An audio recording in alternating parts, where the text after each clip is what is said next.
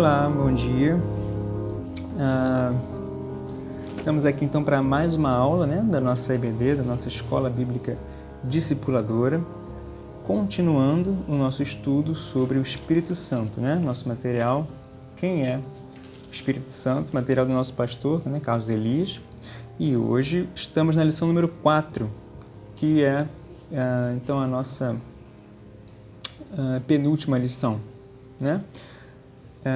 o tema da nossa lição de hoje é o título, o Espírito que age, o Espírito que age.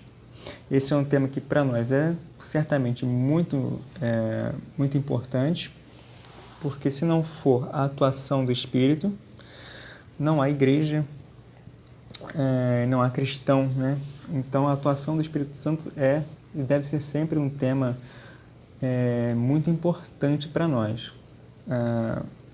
Há inclusive teólogos que apontam para a importância desse tema, inclusive na teologia do Novo Testamento, na teologia, por exemplo, de Paulo, quando se vai tentar encontrar, por exemplo, qual é o centro da teologia paulina.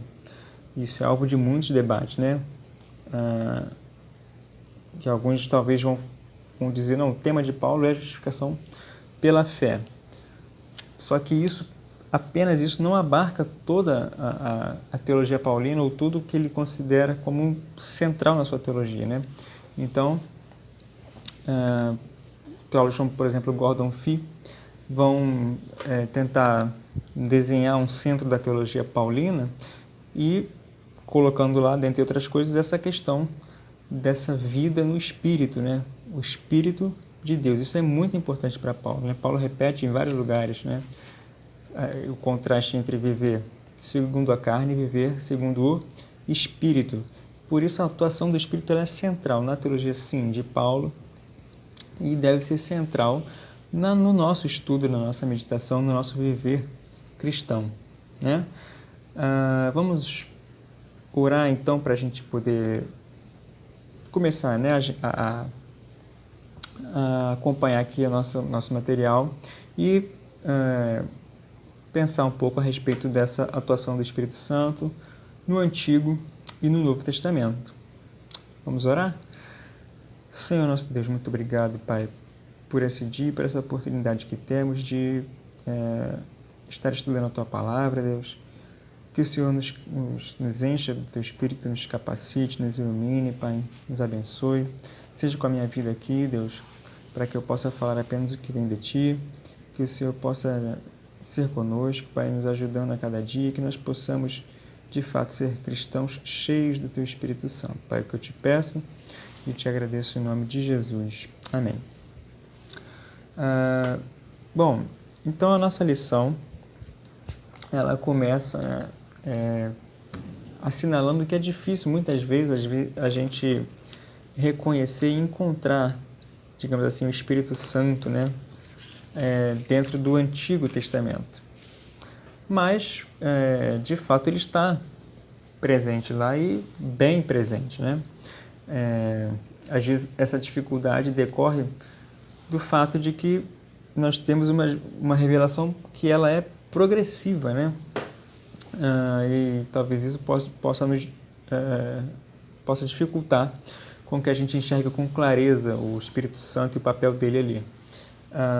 Mas, de fato, ele está presente, sim, O termo Espírito Santo é um termo que não é usado com frequência no Antigo Testamento, O mais comum seria, então, o Espírito de Deus, Embora nós tenhamos o termo Espírito Santo, mas ele é mais raro, Um texto bastante importante em que aparece o Espírito Santo, com esse termo, é, por exemplo, Isaías 63, que eu não sei se eu cheguei a comentar desse texto na aula número 2, mas Isaías 63, versículo 10 é um texto muito importante porque Paulo faz referência a esse texto lá em Efésios 4:30, quando ele vai dizer não entristeçais o Espírito Santo de Deus, Isaías 63:10 diz: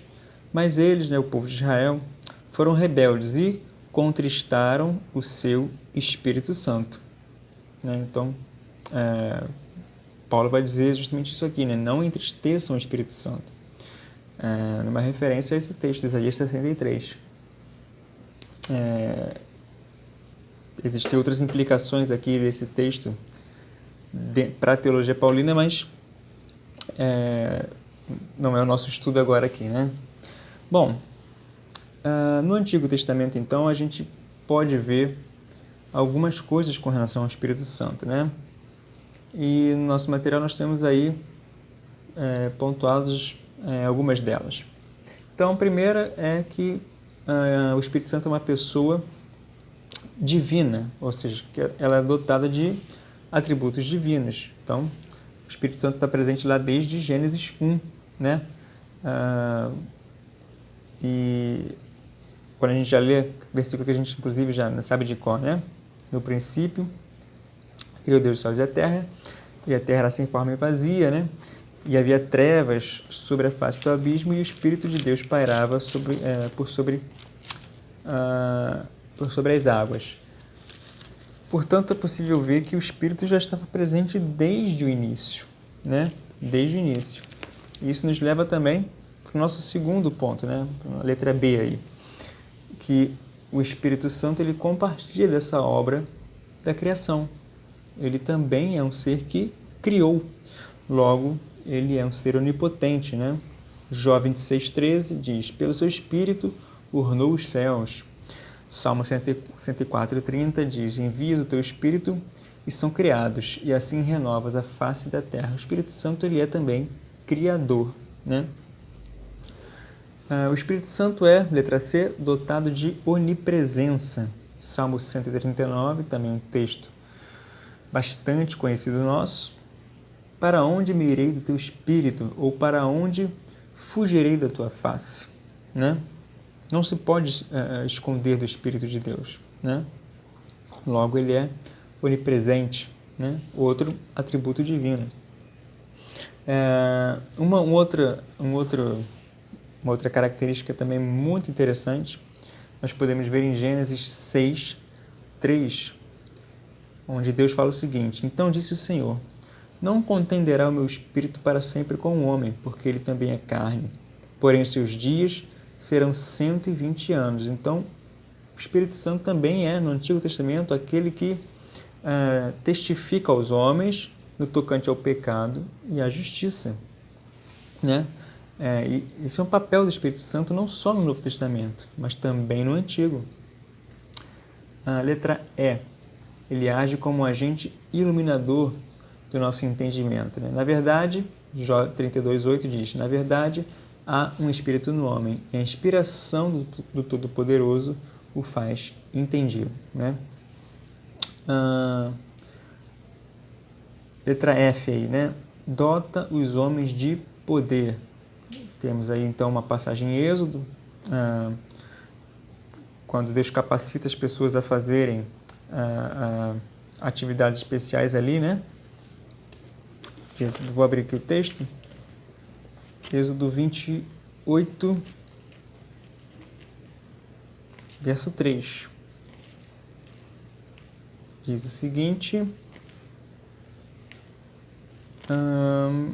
falarás também a todos os homens hábeis a quem enchido o espírito de sabedoria, que façam vestes para Arão para consagrá-lo, para que me ministre o ofício sacerdotal. Então você vê o Espírito Santo, né? O Espírito de Deus capacitando pessoas para fazerem algo ali específico, especial, né? Para aquele momento. O Espírito Santo dota os homens de poder, né? Isso é muito importante, inclusive, para o Novo Testamento, né? Em que agora, nos últimos dias, o Espírito ele é distribuído, ele recai sobre toda a carne, né? Derramarei meu Espírito sobre toda a carne. Aquele famoso discurso de Pedro, né? No Pentecoste, em que ele aplica aquela profecia de Joel, né? Para o seu tempo, né? O Espírito Santo sendo derramado sobre toda a carne, né? Mas aí, né, ele aparece como espírito de sabedoria. Isso é bastante visto no livro de Juízes, né? Aqueles homens que Deus levantava naqueles períodos em que o povo estava precisando de um libertador, né? Porque o povo se afastava de Deus, vinha um outro povo e os oprimia, e Deus levantava ali, então, naquele momento, um libertador, né? E alguém que era, então, naquele momento, um juiz do povo. E Deus, através do seu Espírito Santo, através do seu Espírito, dotava aquelas pessoas de um espírito de sabedoria. O Espírito também inspira as declarações divinas e as profecias, né? Temos 2 textos aí, Números 11, 25, 2 Samuel 23, 2, né? Mas, de fato, né, são muitos os versículos que mostram isso, né? Que é o Espírito de Deus quem se revela, né, ao mensageiro, ao profeta, para que ele seja capaz, então, de falar aquilo que vem de Deus, né? Então, essas palavras que os profetas falam, elas são palavras de Deus inspiradas pelo Espírito Divino, pelo Espírito de Deus, pelo próprio Espírito de Deus. E letra I é um agente que ajuda os servos de Deus. Então tem vários textos aí. Um texto aí também famoso, né? Zacarias 4:6, que diz o seguinte: prosseguiu ele e me disse, esta é a palavra do Senhor a Zorobabel, não por força, nem por poder, mas pelo meu Espírito, diz o Senhor dos Exércitos, né? Então, ele é um Espírito que ajuda os servos de Deus, que luta pelos servos de Deus, né? Que está com os servos de Deus. Veja que muitas vezes isso parece algo realmente do Novo Testamento, né? Mas nós estamos aqui caminhando no Antigo Testamento, né? Não por força, não por poder, mas pelo meu Espírito. E isso parece também muito condizente com as palavras de Paulo lá em 2 Coríntios, né? Quando ele vai dizer, quando ele narra a sua experiência com o espinho na carne, né? Em que ele diz ali, né? E na verdade o próprio Cristo fala para ele, né? A minha graça te basta porque o meu poder se aperfeiçoa na fraqueza. Então não é pela nossa força, é pelo nosso poder, mas pelo Espírito, não é pela nossa força, né? Porque o poder de Deus se aperfeiçoa na nossa fraqueza. Estamos então na letra J, né? Ele possui os atributos de sabedoria, entendimento, conselho, poder, bondade, conhecimento e inspira o temor de Deus. Isaías 11, verso 2. Isaías 11. São muitos os textos que a gente está passeando aqui, né? Isso é bom para a gente ficar craque aí em abrir a Bíblia rápido, né? Mas é bom para que a gente veja de fato, né, essa atuação do Espírito Santo de maneira bem ampla aqui no Antigo Testamento, né? Repousará sobre ele, né? Vou ler do versículo 1 só para a gente poder pegar o contexto aqui imediato. Do tronco de Jessé sairá um rebento, e das suas raízes um renovo. Repousará sobre ele o Espírito do Senhor, o Espírito de sabedoria e de entendimento, o Espírito de conselho e de fortaleza, o Espírito de conhecimento e de temor do Senhor, né? Repousará sobre ele, sobre esse rebento de Jessé, né? Que sairá de Jessé, que é aquela promessa davídica, né? De levantar um rei vindo de Davi, que reinaria por todo sempre, né? Cristo, o Messias. E, por último aqui, letra K, influencia e vem habitar nos homens em ocasiões especiais para realizar propósitos especiais, não fazendo permanentemente. Então, a gente já viu isso em lições passadas, né? que o Espírito Santo no Antigo Testamento ele capacitava as pessoas para um ofício especial ali no Antigo Testamento, muito embora isso não significa que ele só atuasse naquelas pessoas ali, né? Nós já vimos, por exemplo, aqui o texto de Gênesis 6, em que a gente vê esse Espírito que ele contende com todo o homem, né? Mas, de fato, para aquelas tarefas mais específicas e especiais, né? O Espírito Santo tinha essa atuação especial, né? No ofício dos profetas, reis e sacerdotes, né?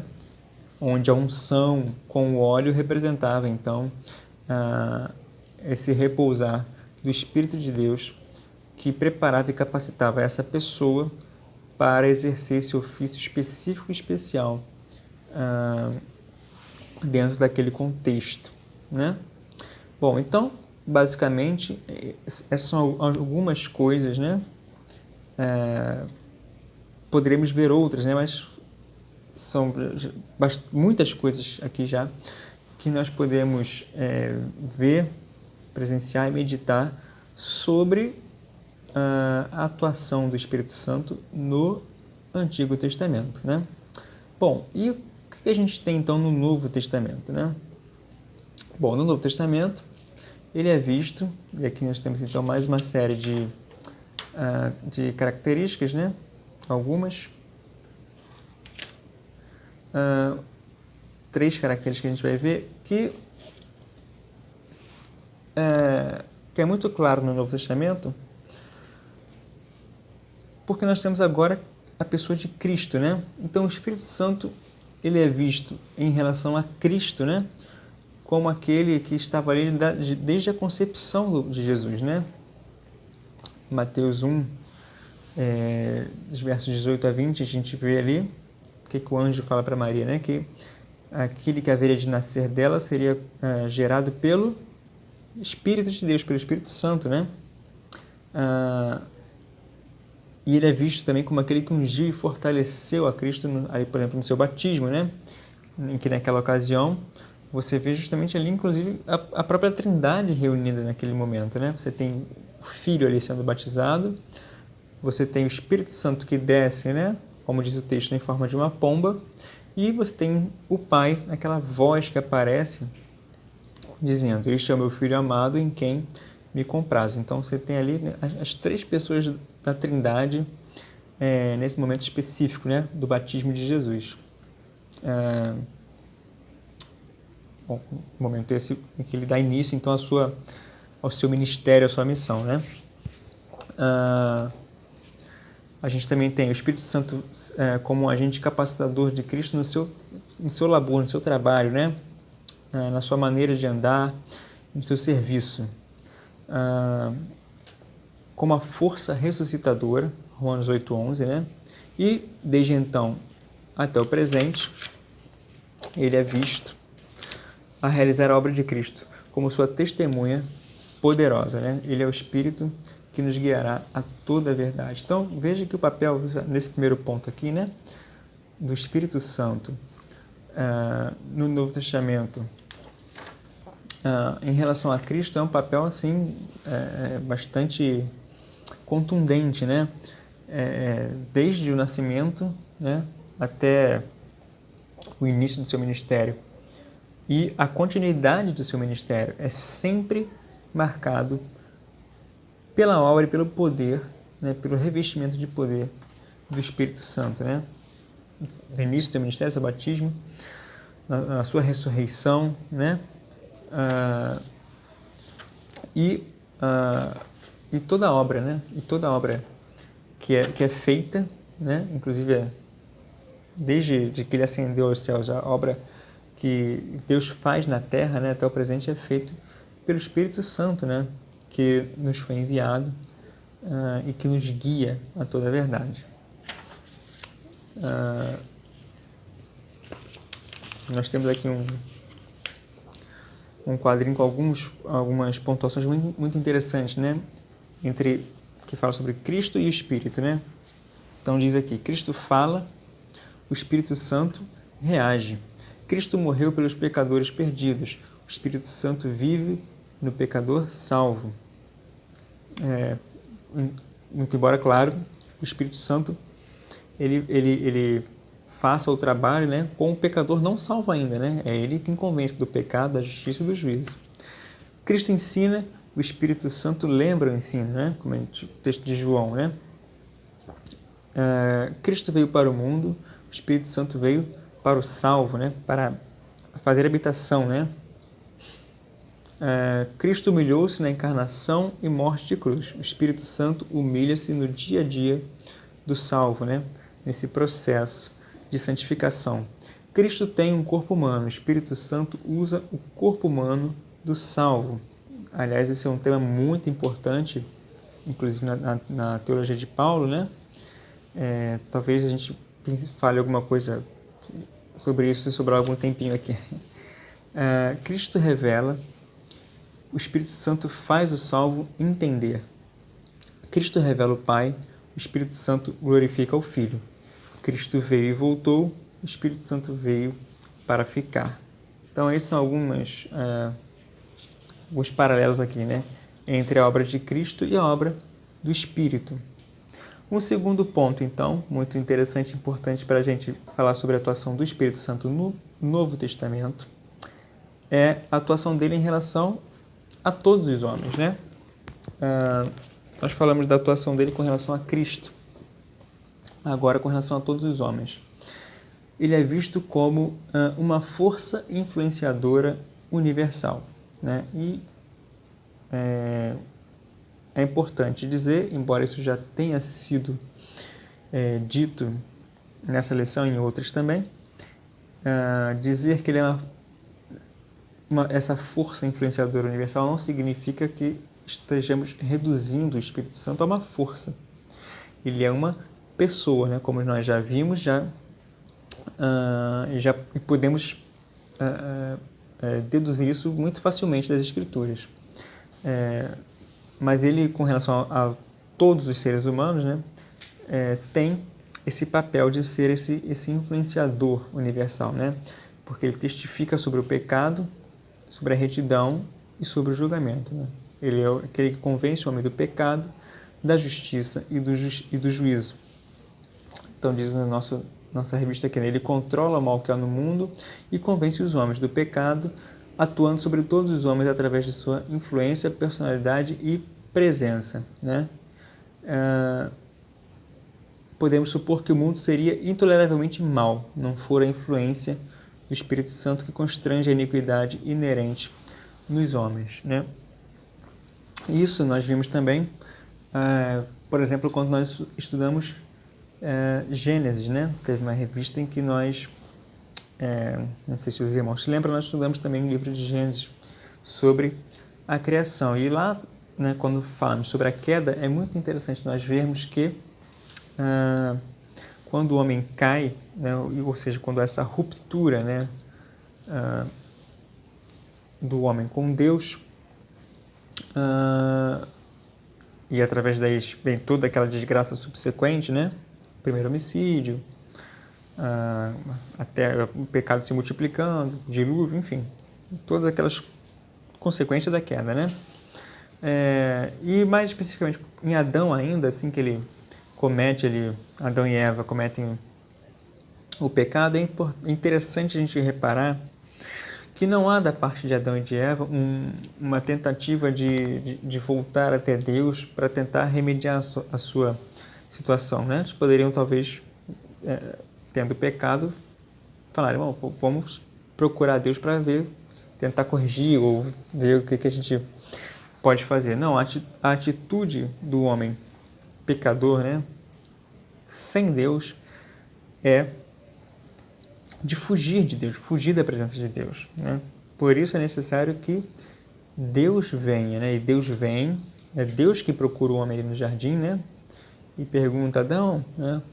E chama por Adão, Adão se esconde, né? Como se fosse possível se esconder de Deus, né? Mas enfim,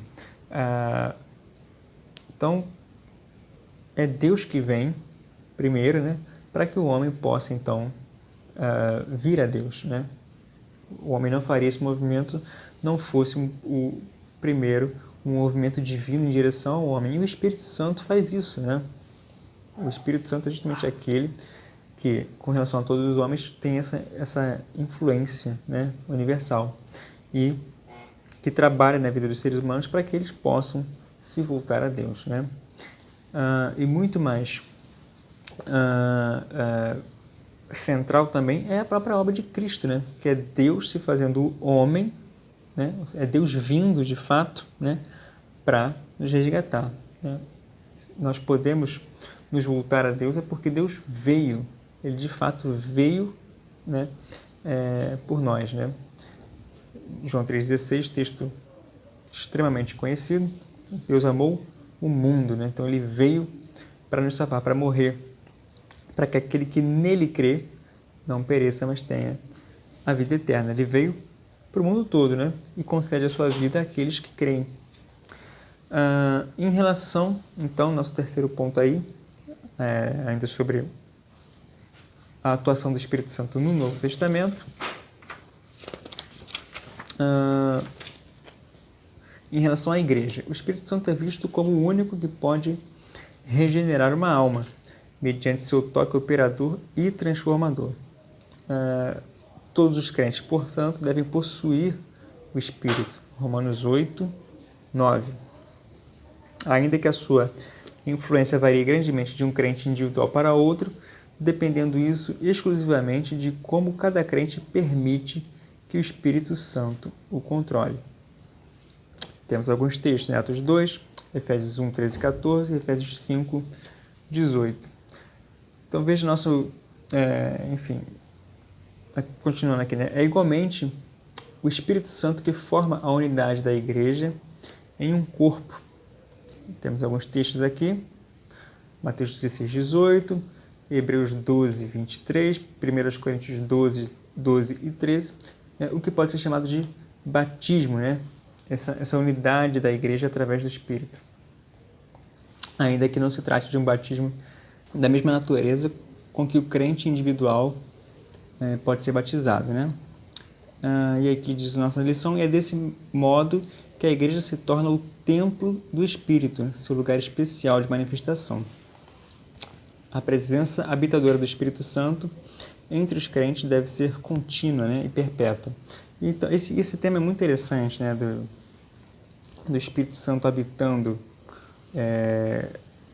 na igreja, e as duas coisas são presentes no Novo Testamento, né, em Paulo especialmente. Tanto a visão da igreja como um lugar de habitação de Deus, como a visão do crente individualmente sendo esse lugar de habitação do Espírito Santo. Isso é muito interessante porque Paulo faz uso dessa imagem do templo, né? Porque o templo é visto como lugar em que que a presença de Deus se encontrava, né? Ali no Antigo Testamento. E é muito interessante a gente ver o texto aqui no início, né, de Isaías 63, em que o profeta Isaías usa justamente o termo Espírito Santo ali, né? O povo de Israel contristou o Espírito Santo, e no contexto, esse Espírito Santo ele é ali um sinônimo da presença de Deus, né? O anjo da presença de Deus que guiou os filhos de Israel pelo deserto, né? Naquele momento você tinha, né, coluna de fumaça, coluna de fogo, né, que guiava o povo. O anjo da presença ia com o povo ali no deserto e os guiava. E esse anjo da presença, nesse texto de Isaías 63, ele é identificado como o Espírito Santo de Deus, né, que foi entristecido pelo povo de Israel. E essa presença divina, né, que guiou o povo, esse anjo da sua presença, é quem habita na igreja hoje e quem habita em mim e em você. Então veja que coisa assim maravilhosa, né? E quão sério que a seriedade com que nós devemos tratar isso e ter isso em mente, né? Esse é um tema, portanto, de extrema relevância para nós, especialmente no mundo de hoje, né?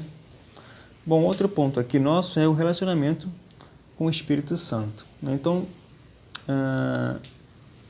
o texto começa dizendo aqui da nossa revista, uma frase muito interessante, dizendo que nenhuma experiência pessoal de profundidade com o Espírito Santo pode ser dogmatizada, né? Nenhum conhecimento ou experiência com o Espírito de Deus deve bloquear o exercício do amor, provocando distanciamento entre cristãos e cristãos, né? Isso é muito, muito importante, né? Porque muitas vezes as discussões teológicas, né, em torno de muitas coisas, né, nesse caso falando sobre o Espírito Santo, acaba sendo muito mais um fator divisor na igreja do que algo que permita com que o próprio Espírito una o corpo de Cristo, né? Então, nosso texto aqui continua: ninguém é mais do que alguém neste assunto, já que somente o Espírito Santo é pessoa capaz de interpretar-se a si mesmo, né? Então, isso é muito interessante para que a gente medite sobre o nosso relacionamento com Deus, nossa intimidade com o Espírito Santo de Deus, né? Que a doutrina ela é muito importante, com certeza, né? Com certeza, mas jamais, né, se deve negligenciar o relacionamento mesmo e a intimidade com Deus e com o Espírito Santo, que é quem vivifica a igreja mesmo, né? É quem de fato capacita o cristão a ser um cristão mesmo, né? E aí o nosso texto diz: só se pode aprofundar no relacionamento com o Espírito Santo quem já teve genuína experiência de conversão,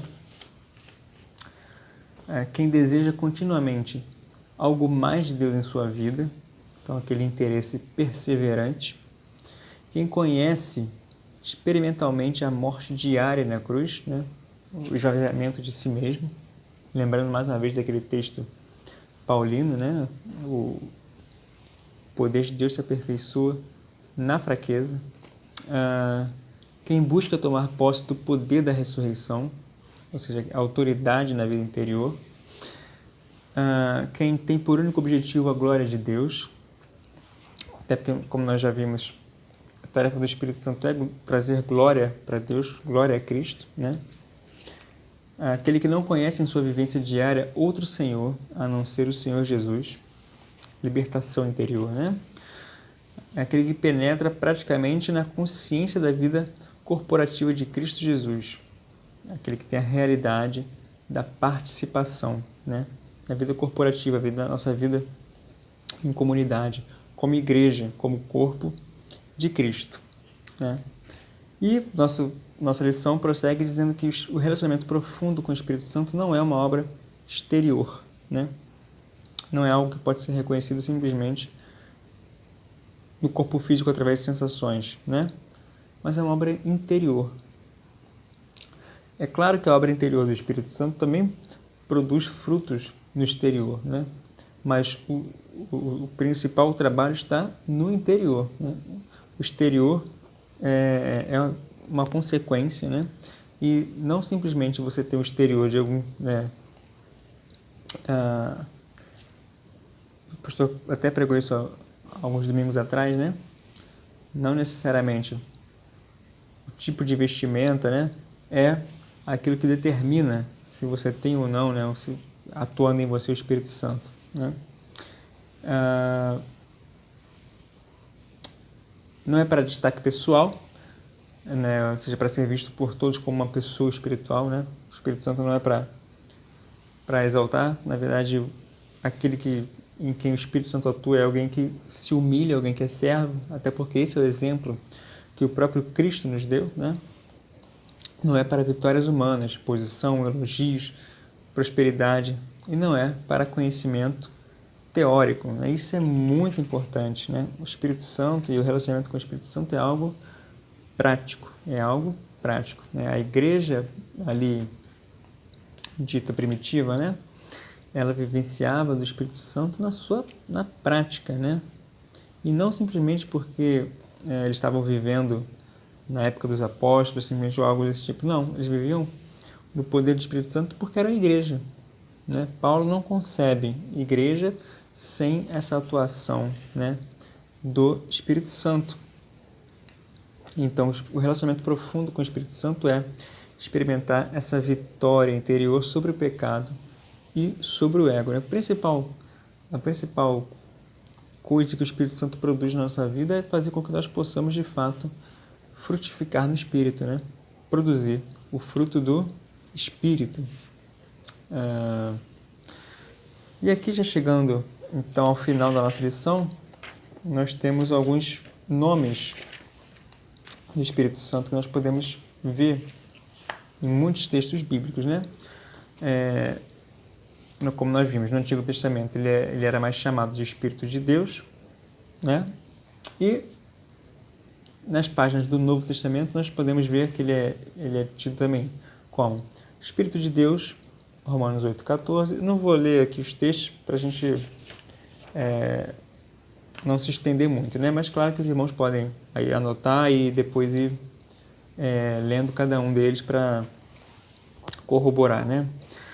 Espírito de Deus, Romanos 8,14. Espírito de Cristo, Romanos 8,9.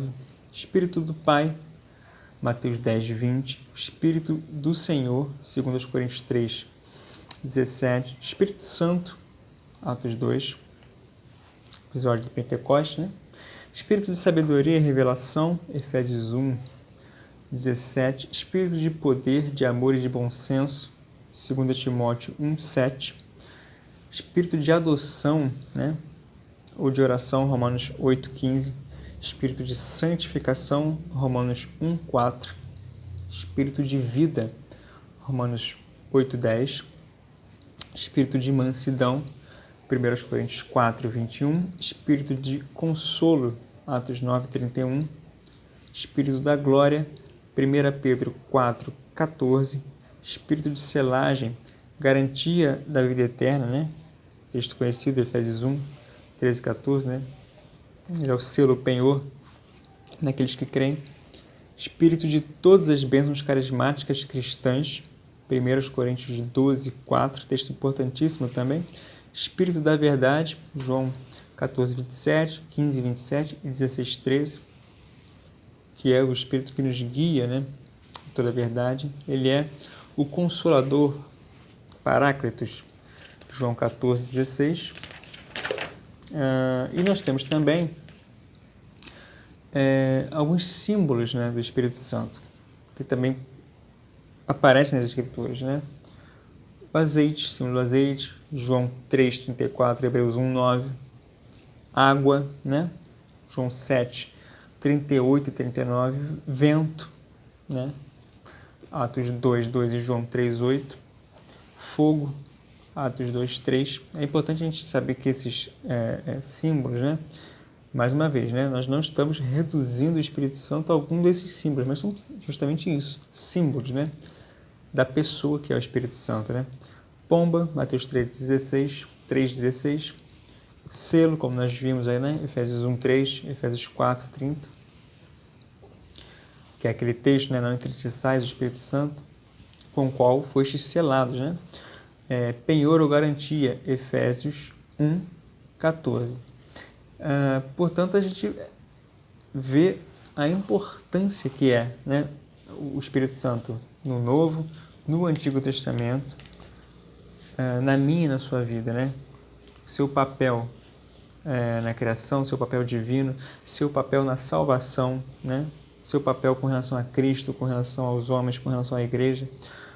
Foram muitas as coisas que a gente viu aqui, né? E eu apenas, para finalizar, né, um livro que eu estava lendo, estou lendo ele ainda, do Gordon Fee. Ele inicia esse livro de uma maneira muito interessante. O livro é Paulo, o Espírito e o Povo de Deus, do Gordon Fee. E ele inicia falando, né, que o nosso tempo, o tempo que nós vivemos hoje, em que muitas das vezes nós vemos uma igreja, às vezes irrelevante, né, no mundo, e discute-se muito, né, o que a igreja pode fazer para ser mais relevante, né? E ele vai dizer que, na verdade, o mundo que nós vivemos é, na verdade, um mundo muito parecido com o mundo que aqueles primeiros discípulos viviam, né? Eles viviam num contexto extremamente difícil também. Aquele mundo greco-romano, né? Pagão, enfim, era um mundo muito, muito difícil de se viver. No entanto, aquela igreja conseguiu ser bem sucedida, né? E aí o Gordon Fee vai dizer, porque ele, obviamente, vai depois trabalhar isso em todo o seu livro, né? Mas porque era uma igreja que percebia, né, de uma maneira muito séria, a atuação e o papel, né, do Espírito Santo, né? Não há vida cristã, não há um fazer cristão, não há uma estratégia que a igreja possa montar, enfim, que não seja, que não perpasse, que não nasça de fruto de um relacionamento cultivado cada vez mais com Deus, com o Espírito Santo, né? A doutrina do Espírito Santo, a atuação do Espírito Santo, a intimidade com o Espírito Santo é algo seríssimo, né? E que é um fator que, na verdade, é o único fator, né, digamos assim, que pode de fato tornar a igreja do próprio Cristo, né, relevante nesse mundo. A atuação do próprio Espírito de Cristo, do próprio Espírito Santo, né? Portanto, não negligenciemos esse estudo, não negligenciemos, muito mais do que o estudo teórico, o estudo pessoal, o conhecimento e o crescimento pessoal nosso, no nosso relacionamento com Deus e a nossa sensibilidade para com a obra do Espírito Santo nas nossas vidas, né? Vamos orar então para que a gente termine essa lição? Senhor Deus, muito obrigado, Pai, pelas palavras que estudamos e que nós lemos. Obrigado porque podemos ver tanto do Teu Espírito nas Escrituras, Pai, e te pedimos, Pai, que esse Espírito de fato esteja conosco, Pai, nos enchendo a cada dia, como diz a Tua palavra, Pai, enchei-vos do Espírito Santo, Pai, que nós possamos de fato ter um relacionamento profundo contigo, profundo, Pai, com o Teu Espírito Santo, e que nós possamos ser cristãos, possamos ser uma igreja conhecida e relevante, não por qualquer coisa que façamos, mas primeiramente por sermos uma igreja onde de fato sejamos cheios do Teu Espírito. Te agradecemos, Pai, pela Tua palavra e te pedimos pela vida de cada um que pôde ouvir essa lição, que o Senhor abençoe a cada um, Pai, o que eu te peço no nome de Jesus. Amém. Bom, muito obrigado e até a nossa próxima lição, domingo que vem, onde será a lição que vai então encerrar esse nosso estudo sobre Espírito Santo. Um abraço, fiquem com Deus.